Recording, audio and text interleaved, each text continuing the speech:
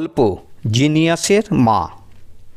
যে বৈদ্যুতিক বাল্ব এক নিমেষে জ্বলে যায় সেটা তৈরি হওয়ার পিছনে 2774 বারের ব্যর্থতার ইতিহাস আছে। আবিষ্কারকের কাছে সেটা অবশ্য আমি 1000 বার ব্যর্থ হইনি, বরং আমি 1000টি উপায় শিখেছি যেগুলো কাজ করেনি। তখন মাত্র 33 বছর বয়স।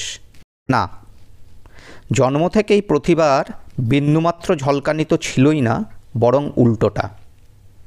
মাত্র 3 মাস স্কুলে যাওয়ার সুযোগ পেয়েছিলেন টমাস আলভা এডিসন।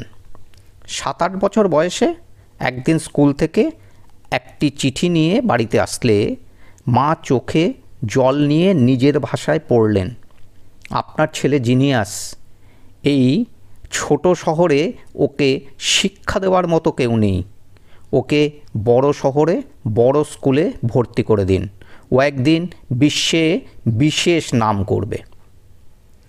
ছেলে চোখের জল মুছিয়ে দিতেই চুমু খেয়ে ওকে নিজেই শিক্ষা দেওয়ার শপথ নিলেন। এরপর বৈদ্যুতিক বাল্ব, শব্দ রেকর্ডিং, মুভি ক্যামেরা সহ 1000-এর ওপর পেটেন্ট নিয়েছেন।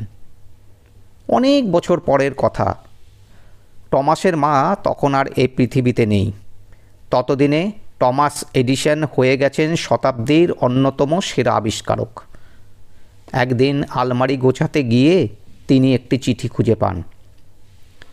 এটি সেই চিঠি যা শৈশবে স্কুলের শিক্ষক তার মাকে লিখেছিলেন। টমাস চিঠিটা খুললেন, অবাক হয়ে গেলেন তিনি, কারণ চিঠিতে লেখা, স্কুল আপনার ছেলের আর ক্লাস নিতে আগ্রহী নয়, সে মানসিক প্রতিবন্ধী, তাকে গ্রামে পাঠিয়ে দিন। চিঠিটা মন দিয়ে পড়লেন।